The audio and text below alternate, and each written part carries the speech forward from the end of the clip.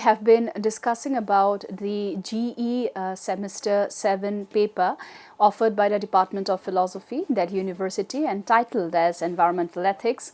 And we will be discussing more on this theme about the traditional and religious practices of environmental ethics, the application today.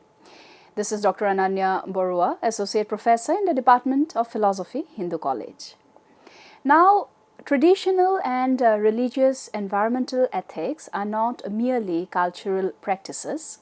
They embody coherent philosophical worldviews that offer alternative ontologies, value theories, and moral frameworks to modern technocratic environmentalism. Their significance lies in how ethics is lived, not merely theorized. Today, we will be discussing how deontological insights, which is to do with rethinking being, nature, and humanity, will be taken care of. The first point is the relational ontology. Unlike modern Western metaphysics that separates subjects, who are the humans, from objects, nature, traditional and religious worldviews often adopt a relational ontology. Nature is not out there, it is co-constitutive of human existence. Rivers, mountains, forests possesses agency, spirit, or sacred presence. Some of the examples which can be seen here reflecting these insight of relational ontology is in Hinduism. For example, rivers are considered as living goddesses, indigenous cosmologies where land as ancestor. In Buddhism, we see interdependent origination or pratitya samutpada. So, the philosophical insight is this, that the environmental harm is not external damage, but a way of self-alienation. Point number 2 is the rejection of Cartesian dualism. Traditional ethics resist the mind, body, culture, nature split. Body, land, ritual, and morality are intertwined. Knowledge is embodied, symbolic, and ritualized, which means ecological crisis is not merely technological or technical failure, but a metaphysical error. Now, when we talk about the axiological insights, where we are talking about value beyond utility, we see intrinsic and sacred values of nature. Traditional and religious ethics recognize value independent of human use. Forests sacred even when economically unproductive. Animals worthy of moral regard due to shared life force of prana, ruha, chitta. Contrast with modern ethics where utilitarianism talks about instrumental value, religious ethics is about inviolable worth, and philosophical insight is the sacredness functions as a moral firewall against exploitation. Point number 4 is about the ethics of limits or the moral self-restraint. Instead of infinite growth, traditional ethics emphasizes self-limitation. For example, in Hinduism, the aparigraha, in Buddhist, it is the middle path or the madhyamik karika. In the Islamic, it is the prohibition of israf or waste. The key idea is this, that the sustainability arises from ethical sufficiency, not technological efficiency.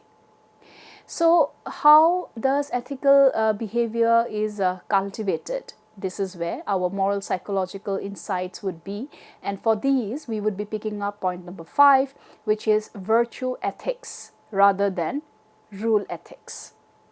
Environmental responsibility is cultivated through character formation, not abstract laws, which are reverence, gratitude, humility, care.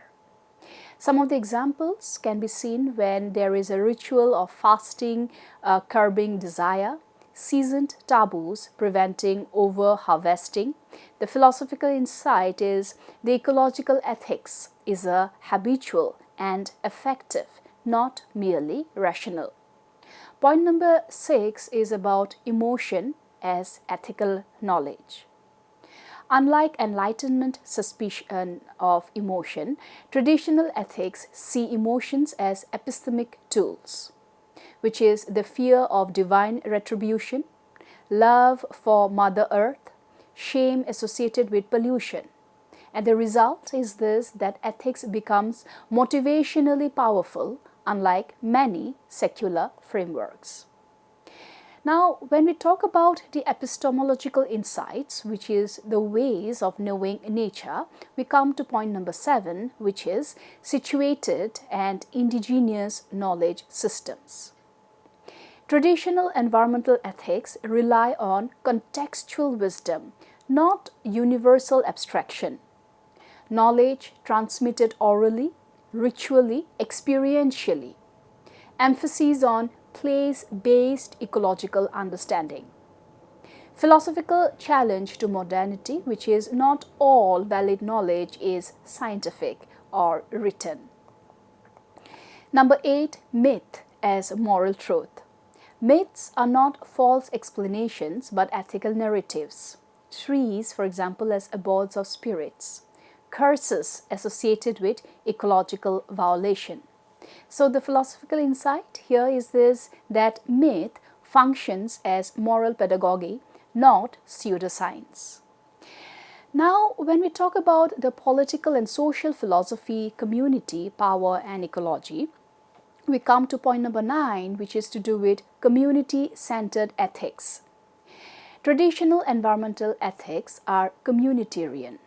That is, they are not individualistic, where there is a collective responsibility, shared rules and sanctions, which implies environmental ethics is a social practice, not a personal lifestyle choice. Point number 10, resistance to capitalist commodification. By sacrificing nature, these traditions resists its reduction to commodity. Sacred groves cannot be sold, for example. Ancestral lands are inalienable. Thus, the philosophical insight is this, where sacredness functions as an anti-capitalist ethics of protection. Now, when we talk about temporal ethics, which is responsibility across generations, we come to point number 11, which is to do with deep time and intergenerational justice. Traditional ethics embed concern for past and future. Ancestors are revered. Descendants are morally anticipated. The insight thus is environmental responsibility is transgenerational and not presentist. So when we now look at the critical part of the philosophical evaluation, we see the strength, which is the deep moral motivation is there, ecological sustainability without external enforcement is there, it integrates ethics, culture and identity. Limitations are those which can be selectively interpreted. Ritual without ecological awareness may fail, needs reinterpretation in urban plural societies. So the philosophical task today is hermeneutic renewal, rethinking traditions without romanticizing them. Now we will be seeing how the synthesis with contemporary environmental philosophy works out, and we see that traditional and religious environmental ethics, which is to do with the complement of deep ecology or non-anthropocentrism, enriching virtue ethics, ground ecological restoration ethics through cultural meaning, providing resources for environmental justice shows up.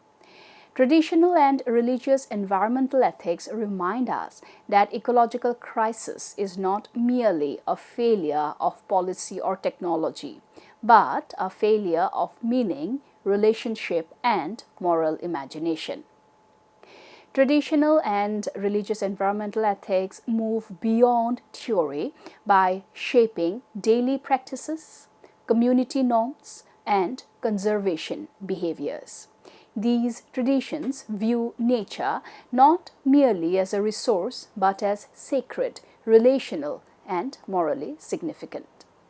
Now, some of the important examples, as we can see, are those of the sacred groves as found in India, Africa, Southeast Asia practice. Forest patches dedicated to deities or ancestral spirits. Cutting trees, hunting or grazing is prohibited. The ethical application of the sacred groves is the biodiversity conservation without state intervention. Community-based protection rooted in reverence, not regulation. Example, the law Kintang, sacred groves of Meghalaya, the Devarakodas of Karnataka. Applied ethics, we see that nature protected through sacred obligation rather than legal enforcement. Point number 2 is ahimsa and vegetarianism as practiced in Jainism, Buddhism, Hinduism. The practice is non-violence towards all living beings. Avoidance of meat, harmful occupations, or excessive resource use. The ethical application is the reduced ecological footprint, respect for animal life and interdependence. For example, in the Jain communities, practicing minimal water use and seasonal food ethics, and further moral restraint becomes ecological sustainability. Example 3 would be something like the river worship and ritual cleanliness as found in Hinduism. For example, rivers personified as goddesses, Ganga, Yamuna, and the ritual bathing linked to purity. The ethical application is the cultural motivation for river protection. Community pressure against pollution, though modern challenges remain. For example, Ganga is considered as mother rather than commodity. And we see the applied ethics implication where in such examples, ethical relationships is framed as kinship with nature. Number 4, indigenous land ethics, where we discuss the tribal and indigenous cultures. Some of the practices can be seen where land is seen as ancestral and communal. Seasonal harvesting and rotational farming. The ethical application is when sustainable resources are used, long-term ecological balance is there. Example, the shifting culture with fallow periods, respect for animal breeding seasons, and the applied ethics part can be seen where there is human's survival aligned with ecological rhythms. Point number 5 can also be picked up from Islamic environmental ethics from the Khalifa and the Amana practices where humans are considered as the stewards of earth, nature as a trust or amanat from God, and the ethical application where there is prohibition of wastefulness, israf, protection of water or animals and plants. Example, where we see traditional water sharing systems in and regions, and the applied part is where moral accountability before God extends to nature. Now, when we talk about the Christian stewardship ethics and the practice involved, we see that there, earth is considered as God's creation infused or entrusted to humans. It is a moral duty to protect this creation. The ethical application is the conservation movements inspired by faith, environmental justice initiatives. For example, the church-led tree planting and climate activism can be seen as one of the applied examples. And the applied ethics insight here is the care for nature as an expression of faith. In Buddhist or mindfulness and simplicity practice, we see moderation, non-attachment and mindfulness. The ethical application is the reduced consumption, awareness of suffering caused by environmental harm. For example, forest monasteries protecting ecosystems, The applied ethics is seen when there is the inner discipline translated into outer ecological care. Ritual calendars and seasonal ethics practice can be the other application that we can research on, where, for example, festivals aligned with agricultural cycles can be studied. Fasting periods that reduce consumption. The ethical application is natural regulation of resource use, respect for seasonal limits. Example, in monsoon-linked farming rituals, harvest festivals emphasizing gratitude, and the applied ethics is time itself becomes an ethical guide. Now, if we compare the environmental philosophy, Indian frameworks, and sacred space, we see that the traditional and religious ethics in dialogues with modern thinkers. The first that we can take the name of is Leopold and his land ethics. Now, Leopold's land ethics proposes that humans are plain members and citizens of the biotic community, and this is within quotes, which means moral considerability is extended to soils, waters, plants, and animals. The convergence with traditional ethics can be noted where sacred groves extends to land as moral community, and indigenous rituals means limiting on human dominion. So, community-centered ethics links the biotic membership. Now, the key difference, however, that Leopold offers is a secular ecological holism.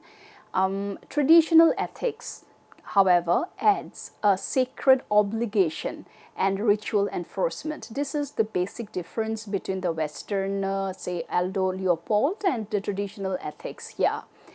So, philosophically, traditional ethics provide what Leopold lacked: a moral psychology of reverence that sustains ethical behavior beyond rational persuasion.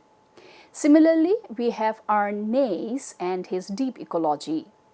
Now, Nays argues for ecological self, which is basically the expanded self or expanded identity. And he also talks about biocentric equality, voluntary simplicity. The parallels with Indian or religious traditions of our Nays can be seen with Advaita Vedanta of non-duality, or the Buddhist interdependence, or the indigenous kinship with nature. However, there is a crucial distinction too. Deep ecology is philosophically abstract. Traditional ethics are ritually embedded. So, deep ecology intellectualizes what traditional cultures live. Ritual, myth, and taboo translate metaphysics into practice. The third Western philosopher that we have picked up is Paul W. Taylor and his biocentric individualism. Now, Taylor argues that all living beings are teleological centers of life, deserving moral respect. Of course, we see an alignment of Taylor's views with Jaina's Jiva or Jiva ethics, or Buddhists' compassion for sentient beings, or as of that matter, Hindus' recognition of life force or prana. However, there is a tension again with Taylor, and that is Taylor prioritizes individual organisms. Traditional systems, on the other hand, often prioritizes ecosystems and cosmic order. So, traditional ethics integrate individual moral worth with cosmic balance, avoiding ethical fragmentation. So, if we check the part of the comparative study of Indian philosophy and Western philosophy, we see that though there are certain benefits of Western philosophy, there are also certain demerits of Western philosophy. Of course, it is difficult to state that whether it is the Indian philosophy that is better or the Western philosophy that is better. At the max, we can say that both of them deserves or gives the comfort or the contribution that environmental ethics does. The differences lies in degree, not in kind.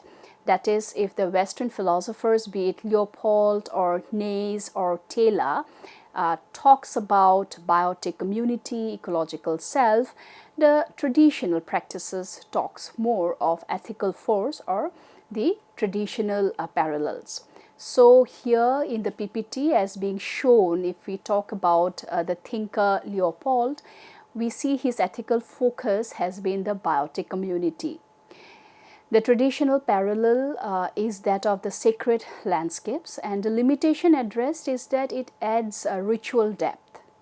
Now for Nays, the ethical force has been the ecological self. The traditional parallel has been the non-dual traditions, and thus the limitations addressed has been that it adds to the cultural grounding. And last, we also have Taylor, who talks about the moral standing of life, and the traditional parallel is the ahimsa traditions, and limitations addressed is it adds systematic harmony. So there are various thinkers who have their ethical force and what the traditional parallels differ from, and how the traditional parallels have contributed to the limitations and how that has been addressed. So now we are good to go to discuss about the Indian philosophical frameworks as environmental ethics. And for these, the first concept that we will be picking up is the concept of the Rita. The Rita is the cosmic order and ecological balance. Now, Rita in Vedic thought refers to the cosmic rhythm that sustains existence. Nature, morality, and truth are unified. Environmental degradation is often taken as equivalent to violation of cosmic order, which means floods, droughts, and imbalance are not externalities but moral cosmic disruptions. So we see that the application here can be of the protection of rivers, seasons, fertility cycles, and that can sustain the cosmic order, the Rita. Point number 2 in our Indian philosophy, when we talk about sustainability, is dharma. So dharma is situated the environmental responsibility. Dharma is not a fixed rule but context sensitive ethical duty. Human dharma includes care of land, water, animals. Kings and communities historically hold ecological obligations. So there is no universal ecological ethics detached from place, from role, and from time. So local ecological governance rooted in cultural responsibility. Point number 3 is about Prakriti. Now what is Prakriti? Prakriti is nature as dynamic, creative power. Unlike mechanistic views, Prakriti is living, generative, and intelligent. Nature is not inert matter. Human exploitation disrupts the natural gunas or the balance. Thus, the philosophical depth can be seen when there is environmental ethics becomes or is all about harmonizing with natural processes, not controlling them. So, sacred space as a applied environmental ethics that we have now discussed, the Prakriti, the Dharna or the Dharma and the Rita, we see its connect with various examples which are found in India, be it from the north, the south, the east or the west, or as of that matter the northeast part of India. And in this engagement, when we are talking about sacred space as applied environmental ethics, the example or the application that we would like to talk about is the Kamakhya temple and the Nilachal hills of Assam. Now, please understand that the sacred geography and the ecological protection of Kamakya temple, why it is called as the fertility, or why it is to do with fertility, blood and earth ethics, or of that matter, what could be the possible threat of development when we are talking about environmental ethics application examples here, and Kamakya temple as a living environmental philosophy as one of the core examples. We will have to understand the basic background for us to go into it, and we will be discussing how towards the end a plural environmental ethics can be chipped in with the contributions of both the Western and the Indian philosophers. So in our next class, we will be discussing at length the example of the Kamakya temple as the possible gateway or the way of the sacred geography and ecological protection, to discuss about the application or the applicability part that we have been discussing so far. Thank you so much.